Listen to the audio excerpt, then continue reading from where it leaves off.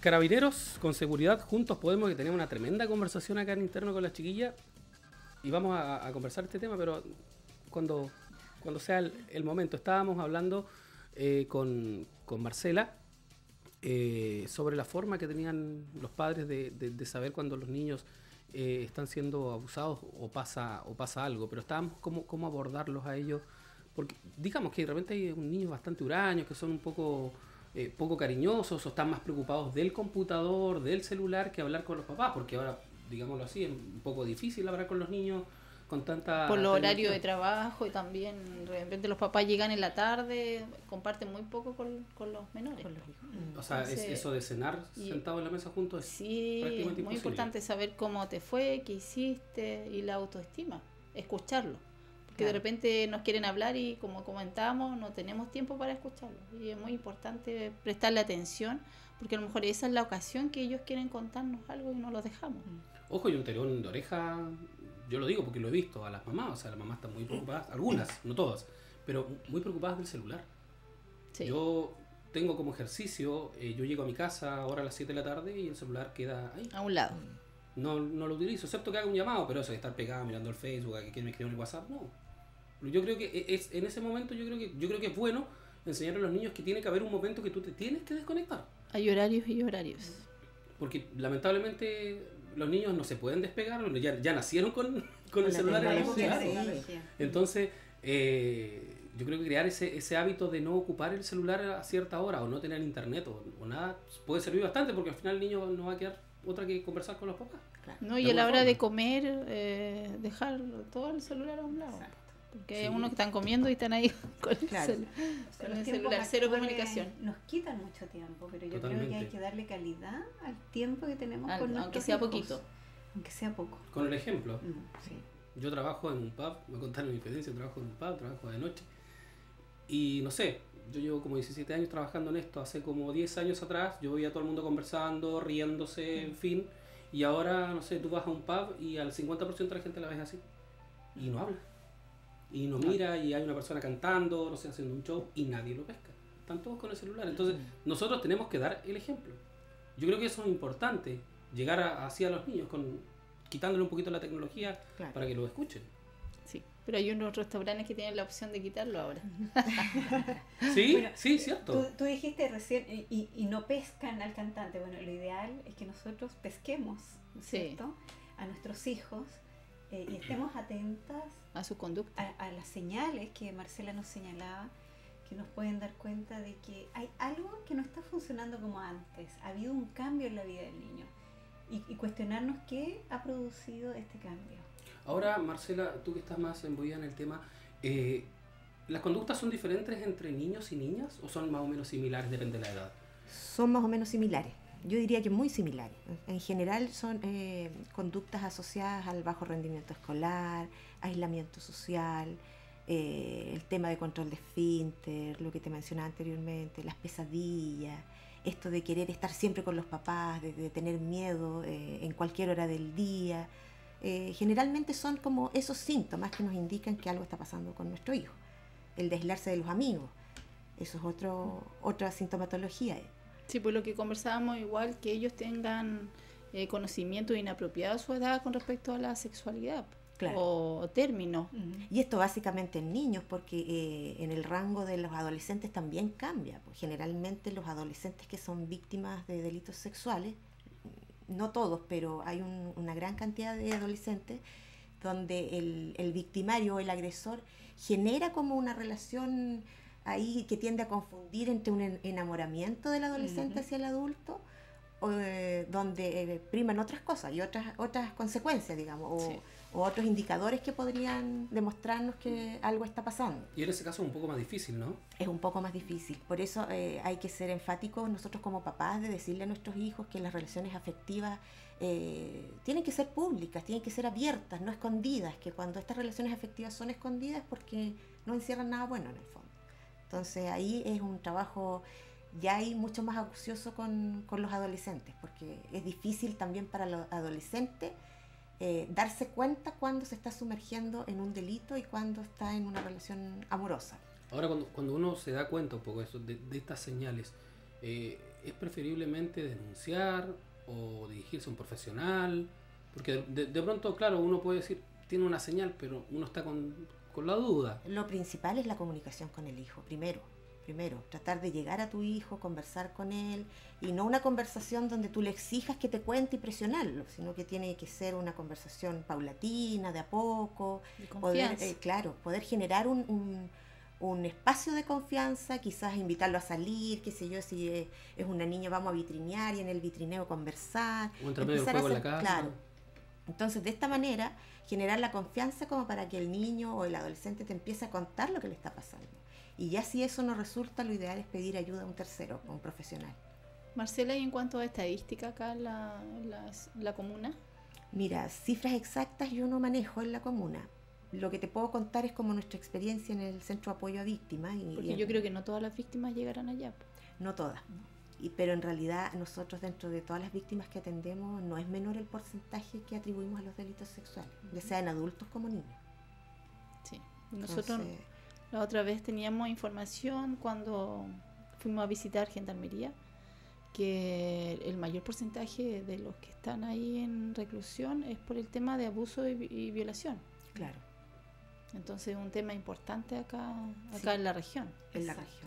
región. Y además prima acá el tema del contexto intrafamiliar, que igual Sí. llama mucho Sí. la atención. Sí, muchos de estos casos es a lo mejor el conviviente El de amigo, la el mamá, padrino, el tío. el cuidador, el vecino que me hace una paleteada, ¿no es cierto? ¿No? me Y a cuida veces los los niños. padres directos. Exacto, Hemos- también. hemos sí, visto, también. visto muchas situaciones de Exacto. padres directos. El problema es de pronto saber, no sé, interpretar a estas personas, pues debe ser muy difícil, ¿no? Es que generalmente estas personas, bueno, ahí hay un mito importante que es necesario destacar porque la gente tiende a pensar que los abusadores sexuales tienen problemas psiquiátricos, que no es así. O sea, el abusador sexual siempre comete su acto conscientemente.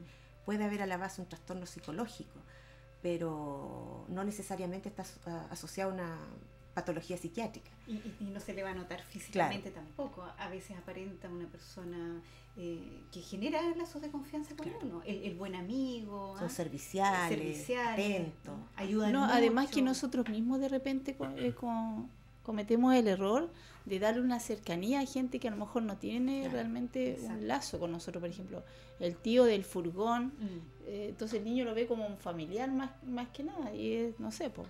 Y es Don Juan, precisamente por eso, sí, porque confía. el Don agresor Don Juan nomás. tiende a generar estos Entonces- vínculos así, a trabajar el vínculo Sí. con las familias como para después cometer el delito. O sea, Sargento dice que también hay que darle una connotación un poco de la persona que lo lleva al colegio nomás. No, tanto no, como- yo no estoy diciendo que todos los tíos del furgón. O sea, no, me refiero son a abusadores. que los niños... Es que de repente nosotros igual cometemos el error, a lo mejor por un poco de tema de respeto hacia los adultos, de crear lazos como de familiarismo. O sea, Pero no, es porque importante señalar que no se trata de personas en particular Sí. porque tienen contacto con los niños. Los niños deben ser educados de tal forma de que siempre tengan conciencia de que hay límites, ¿ya? Y que cuando se traspasan ciertos límites, yo estoy en riesgo, estoy en peligro o eso no es correcto. Y uno de los límites, por ejemplo, es aprender el respeto a nuestro cuerpo. Y no porque sea un conocido, un familiar, el señor que lo traslada, o un profesor, o un vecino, tiene que transgredir esos límites porque hay confianza en la familia. Es decir, nadie debe transgredir esos límites con el Sí. niño. si él se siente incómodo con una situación, tiene que Exacto, conversarlo. tiene que conversar. Por eso uno tiene que darle confianza a los hijos. Para que él te comente que me sentí incómodo, no me gustó cómo me miró, Claro. no me gustó como lo que me hizo, cómo me tomó. No sé, Tampoco esas se trata situaciones. de pensar que en cada persona hay un abusador o un delincuente sexual. No, no es así. Uno tiene que crear la prevención. Es Sí. una responsabilidad de nosotros. En el caso de los niños es una responsabilidad de los padres. Y social Y también social, del claro. colegio, porque muchas veces nosotros mismas nos Mm. hemos encontrado en nuestro trabajo con madres o cuidadores de niños que manifiestan, no, pero si no le hizo nada, si yo la llevé al médico y el médico dijo que era virgen todavía. Entonces asocian el delito sexual como a la penetración propiamente tal. Como una violación. Claro, y no es así, o sea, hay otras formas de delitos sexuales que son menos palpables empíricamente, pero que existen y que son las más comunes. Y que causan tanto daño como las Claro. otras. No es menor un abuso sexual que una violación. Claro. Y en el caso de los niños es grave porque en el fondo esto vulnera la indemnidad sexual.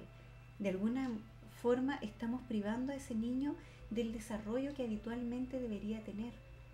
Por lo tanto, un adulto tiene tal vez algunas herramientas para manejarlo, pero en el niño hay que pensar que está en una etapa de desarrollo, de construcción de su identidad, de su identidad personal, pero también con su grupo. Y el delito sexual en los niños es grave por eso, y precisamente la ley lo sanciona, porque vulnera esta indemnidad, esta pureza que debe llevar el niño en todas las etapas de su desarrollo. Ahora vamos a entrar en un tema un poquito más complicado para los papás, creo yo, y vamos a avanzar un poquito más en la edad y nos vamos a la adolescencia con este abuso del internet, la gente que cita a los niños, a los jóvenes, y estos jóvenes lamentablemente le creen perfiles falsos de Facebook, perfiles falsos de WhatsApp. ¿Cómo se comienza a trabajar esto? Porque esta es una forma, entre comillas, nueva de abuso y que se ha metido muy estrechamente en nuestro país. Hemos sabido de varios casos. ¿Cómo los papás pueden saber esto? Bueno, estando atentos más que nada que con quién conversa, porque hay muchos adultos que se hacen pasar por jóvenes de la misma edad de nuestros hijos. Entonces tenemos que estar atentos, el famoso grooming. Tenemos que estar atentos con quién conversa, si el niño, no sé, pues está escondiendo conversaciones o muchas claves, de repente es porque algo está ocultando. O sea, el celular no puede tener clave, de hecho. No, menos para los papás. La primera regla. No. Y Para los papás. yo creo que pensar también que ni el celular ni el computador son los cuidadores de los niños. Porque claro, los padres llegan cansados y le pasan el celular al niño para que juegue, pero hay que estar atentos a qué está haciendo. Hoy día los niños manejan la tecnología mejor que nosotros los Exactamente. adultos, y avanzan rápidamente en el manejo de cualquier computador o cualquier celular. Y hay que estar atentos a qué está haciendo nuestro hijo. No puede estar una hora jugando y que uno no sepa qué está haciendo con un celular. O sea, si pasa mucho tiempo con el celular hay que estar Hay que atento. estar Estar atento. atento, tampoco se trata de generar alarma, porque es normal. Y los tiempos de hoy no son los de hace 10 años, Sí, ni totalmente. hace 5 años. No, La cambiado tecnología mucho. es parte de la vida y los niños crecen con la tecnología y no podemos privarlos de la tecnología, al contrario. Pero hay que darle un buen uso a la tecnología. O sea, al momento de uno de regalarle un celular al niño, decirle que es de él, pero también uno puede fijarse de lo que tiene. O sea, el celular Sí, es, sí. es para comunicarse nada más, o sea, es Sí. de su propiedad, entre comillas. O sea, lo ideal es un tema ahí, yo insisto, que en la confianza que uno le entregue a sus hijos, de que el hijo pueda, porque él puede pasar todo el día en el celular, pero que él tenga la confianza de contarte, por ejemplo, hoy día estuve chateando con un niño que conocí, no sé, de España. Entonces ya uno le genera, niño de España, a ver, cuéntame más. Entonces, igual yo creo que pasa por un tema básico de confianza con tus hijos, generarle espacios de confianza a tus hijos, porque así solos ellos te van a contar ciertas cosas que van viviendo, sobre todo los adolescentes que son más cerrados con sus temas. Y yo creo que ahí también es importante señalar que estas conversaciones en que tal vez el niño pueda develar algo que nos está llamando la atención, no deben ser el momento de un castigo. Claro. Porque lo que nosotros necesitamos saber es qué está pasando. Y cuando el adolescente, el niño u otra persona es víctima de un delito sexual, por ejemplo, no es quien debe ser castigado. Aquí quien debe ser castigado es el agresor, quien comete el delito. Y a veces en nuestra confusión, en estos sentimientos encontrados entre rabia, pena, dolor, desesperación, tendemos, ¿no es cierto?, a de alguna forma castigar al hijo, cuando lo que necesitamos es que nos cuente lo que ha pasado para también poder ayudarlo. Y de esa forma buscar el castigo, la sanción a quien sí comete el delito. Lo que no quiere decir que establezcamos límites. Claro, ¿ya? por Porque supuesto. hay que tener límites. Y creerle. Y Porque a lo mejor creerle, muchas veces creerle. hay papás que entran en la duda, ¿no? A lo mejor tú me estás mintiendo, a lo mejor tú lo estás inventando, a lo mejor tú lo viste.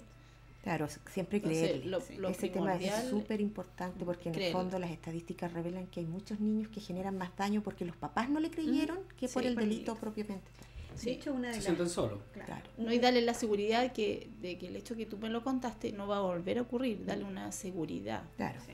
un apoyo. Y de que hay una reacción frente a esta develación. Es decir, lo ha contado y el adulto va a hacer algo con Sí. eso. No que se lo cuente y quedó ahí y el niño va a seguir siendo abusado, sino el adulto sabe y reacciona frente a esto. Y reaccionar significa buscar apoyo, ayuda para el niño y buscar también, ¿no es cierto?, que se castigue al agresor y buscar protección para el niño. En el caso nuestro, el tema de manifestarle a los padres en especial que le han creído al niño cuando ha develado el delito es vital. Y tal vez es el inicio de la reparación de los efectos del delito. Porque si el niño no es creído, entonces pierde confianza en todo. Pero cuando alguien le cree una situación de este tipo, ha comenzado el camino a ponerle fin a una situación de abuso. Por lo tanto, no es menor el escuchar al hijo y demostrarle que se le cree, independiente de que por otras razones tal vez después no se castigue al agresor. Pero nosotros buscamos, ojalá que se castigue, pero principalmente que esta persona crezca correctamente, que tenga un desarrollo adecuado. Con respecto a eso, ¿con qué profesionales cuentan ustedes para este tipo de apoyo? Bueno, Marcela, que es de profesión asistente social, y tenemos 2 psicólogas, Carola Chandía y Daniela Vázquez. Yo creo que son tratamientos largos, sí. Sí. De años. Depende de cada Del persona, daño. ¿no es cierto? Y del daño, claro. Y del daño. Todos los delitos sexuales tienen distinto daño, o sea, Sí. depende de cuánta cronicidad tuvo, con cuánta ¿Y frecuencia ellos fue, llegan qué edad. derivados de algún lugar o van directamente? Porque hay mucha gente que no tiene conocimiento de la ayuda que ofrecen ustedes en este tipo de delitos. Bueno, cuando hay denuncia, pueden llegar derivados desde Fiscalía, pero el trabajo nuestro no necesariamente tiene como requisito la denuncia. Y así también hemos atendido muchos adultos, hombres y mujeres, que en su niñez han sufrido un delito y han llegado porque se ha hecho una denuncia, ¿no es cierto? Y Fiscalía igual los envía, o simplemente por demanda espontánea, porque sienten que es el momento de hablar de esto y tratar de sobreponerse a estos efectos negativos, y simplemente tocan nuestra puerta y son atendidos. Y en ese sentido nosotros no necesitamos ningún documento o antecedente que dé cuenta de la comisión del delito. Obviamente, nadie va a llegar a relatar un hecho de esta naturaleza que no es cierto. Que se ha inventado. Claro. Porque además cuesta conversar de este tema, no es fácil. Claro, ahora hay otra Sí. figura, porque nosotros estábamos hablando de los padres y los hijos, pero ¿qué pasa con la gente que está en el entorno, que se da cuenta de pronto que hay una situación extraña, que el niño, yo creo que puede ser un poco más sensible o tener más atención con el niño, ya sea una tía, un tío, no sé, el padrino, madrina, que lo ve también de esta forma media extraña? ¿También hay que dirigirse primero a los papás? ¿Cómo es la figura ahí? O sea, lo ideal es alertar a los padres y hacer una denuncia. O sea, generalmente uno, de hecho nosotros mismas en nuestro trabajo hemos detectado situaciones de delitos sexuales y le informamos inmediatamente a los padres y les contamos que de no hacer ellos la denuncia la tenemos que hacer Ustedes nosotros. como profesionales. Entonces, generalmente ellos acogen nuestra sugerencia y nosotros acompañamos a estas personas a hacer la denuncia en ese Que proceso. tampoco es un momento fácil, ¿eh? Porque Sí, por cuando supuesto. tú como papá vas a hacer la denuncia, te estás enfrentando concretamente al hecho del delito. Y sabes que lo que viene tal vez sea mucho más difícil, además que el momento de la denuncia. Porque a veces hay una familia detrás que se va en contra. Y que se va a quebrar. A Sí. veces se produce un quiebre. Pero es más importante la protección de un hijo que el quiebre. Sí. Siempre tenemos que resguardar la protección de un hijo, y para nosotros tal vez uno de los lemas importantes es que es necesario proteger primero antes de intervenir. Entonces es básica la protección del niño cuando el agresor está dentro de la familia. No podemos trabajar con el agresor adentro. Claro. Estamos viendo las directrices que podemos hacer, ya saben los papás lo que tienen que hacer, los familiares o las personas cercanas. Ahora, ¿cuál es la labor de Carabineros, sargento, a la hora de recibir esta denuncia? ¿Cuáles son las directrices que te hacen ustedes al momento de la denuncia? Bueno, generalmente cuando nosotros llamamos al fiscal por un tema de abuso o violación, a veces ni siquiera nosotros podemos tomar la declaración. A veces el fiscal te ordena que tú te comuniques directamente, o él directamente se comunica en este caso con la PDI, que tiene un departamento especial en delito de violento, de abuso o ya sea violación. Entonces ni siquiera nosotros tomamos la declaración. Nosotros como se traspasa el procedimiento a la PDI. por lo mismo que decía Natacha, para no estarle preguntando reiteradas veces qué le sucedió. Claro. Entonces se le Es da una forma de ayuda también para que también vaya con un poco más relajado, pueda contar la situación como y corresponde. que lo cuente una vez nomás, que no lo esté contando 10 veces. Y volviendo un poco a lo que tú hablabas del entorno y lo que puede hacer, yo creo que no es menor señalar que el entorno somos todos nosotros, puede ser cualquiera de nosotros. Y el entorno tiene una responsabilidad, como bien señalaba Marcela, la responsabilidad frente a la comisión de un delito cualquiera, pero en este caso estamos hablando del delito sexual, recae sobre todos los que nos damos cuenta.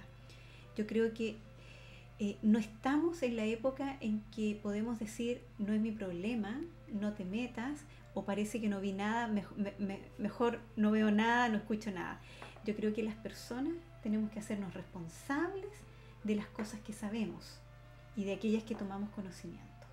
Y la responsabilidad parte por alertar a los padres que tal vez no saben lo que está pasando, o si los padres son los agresores, alertar al órgano competente, que es la policía, que son los tribunales, que es fiscalía, para que se proteja al niño y también se sancione al delincuente.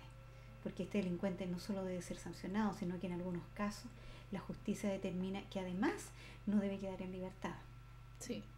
No, hay mucha gente que no quiere a lo mejor involucrarse en esta situación porque no, que yo no tengo tiempo para ir al tribunal, no quiero estar involucrado en este tipo de situación, y tenemos que ver la importancia que es ante un menor lo que nos está contando. Y como empezaba Marcela adelante, es un delito transversal. Tal vez es el niño que vive allá, tal vez puede ser mi propio hijo. Entonces hay responsabilidad de todos nosotros. O sea, si alguien no denuncia, puede sonar un poco duro, pero pasa a ser un poco cómplice de este delito, si no denuncia. Asume la responsabilidad de la omisión. Claro. Y la omisión significa que yo dejo de hacer algo que debía hacer. Y esa omisión trae una consecuencia. Es que probablemente esa persona que está siendo víctima de un delito, en este caso un niño, va a seguir siendo víctima de un delito. Entonces yo creo que ahí hay que cuestionarse. Si yo estuviera en su lugar, me gustaría que alguien me protegiera, que alguien me brindara una mano, que es lo que el niño necesita, que alguien lo apoye, que alguien lo saque de ese lugar donde le están haciendo daño, porque el delito causa daño. Nosotros hemos escuchado muchas veces, no, si la tocaron nomás.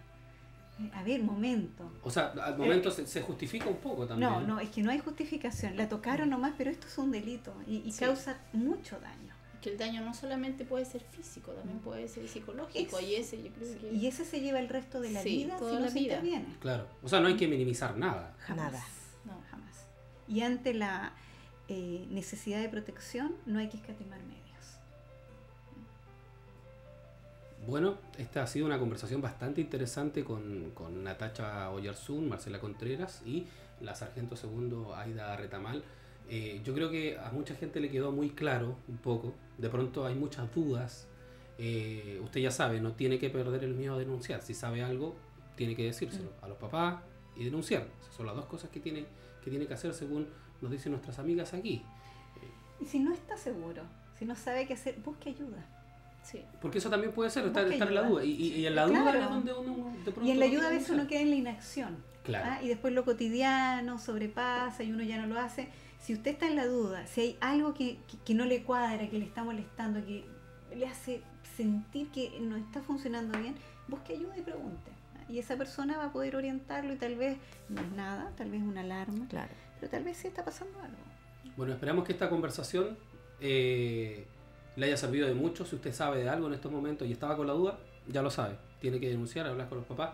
Si usted tiene algún presentimiento o ve algo que es raro. Quiero agradecerle su visita a Natacha y Marcela. Muchas gracias por venir. Muy interesante la conversación. Sargento, nos encontramos el próximo miércoles a partir de las 5 de la tarde.